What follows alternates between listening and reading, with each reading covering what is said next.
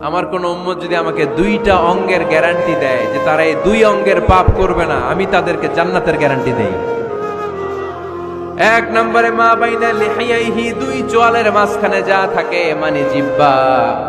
আমার কোন উম্মত যদি আমারে গ্যারান্টি দেয় জিহ্বা দিয়ে কোনো মিথ্যা বলবে না, কাউরে বাজে কথা বলবে না, ঠাট্টা বিদ্রূপ করবে না, জিহ্বা দিয়ে যে এই পাপ কাজগুলো হয় এগুলো করবে না, আর দুই রানের মাঝখানে যে অংশ আছে লজ্জাস্থান, এই দুইটা অঙ্গের গ্যারান্টি যদি আমার কোন উম্মত আমারে দেয়, আমি আমার ওই উম্মতকে জান্নাতের গ্যারান্টি দিয়ে দেব। খবরদার ফেনীবাসী, খবরদার। মন চাইলেই যা মনে চাই মুখ দিয়ে বলা যাবে। আমার রাসূল সাল্লাল্লাহু আলাইহি ইসলামের 11 জন স্ত্রী, এর মধ্যে একজন স্ত্রী ছিলেন একটু স্থূল আকৃতির, মানে মোটা। কি ছিলেন জানেন? ওই স্ত্রীর নাম কি? সফিয়া। কি নাম? সফিয়া বিনতে হুয়াই ইবনে আখতাব। উনি আল্লাহর হাবিব সাল্লাল্লাহু আলাইহি ওয়াসাল্লামের সব স্ত্রীদের মধ্য থেকে একটু স্থূলকার ছিলেন, একটু ফেটি ছিলেন, মোটা ছিলেন।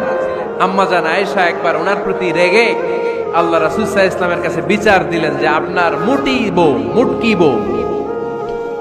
আল্লাহর হাবিব সাল্লাল্লাহু আলাইহি ওয়াসাল্লাম এই কথা শুনে রেগে গেলেন। আয়েশা, এটা তুমি কি বললা? তুমি সফিয়ারে মুটি বলে গালি দিলা।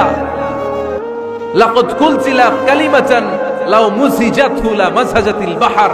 আয়েশা, তুমি এমন একটা কথা সফিয়ার শানে বলেছো, এই কথাটাকে যদি সাগরের মধ্যে ঢেলে দেওয়া হয়, এই কথাটার তিক্ততা আর পঙ্কিলতা পুরো সাগরের নীল পানিকে মুহূর্তে কালো করে দিবে। এজন্য খবরদার, জিহ্বা সামলান।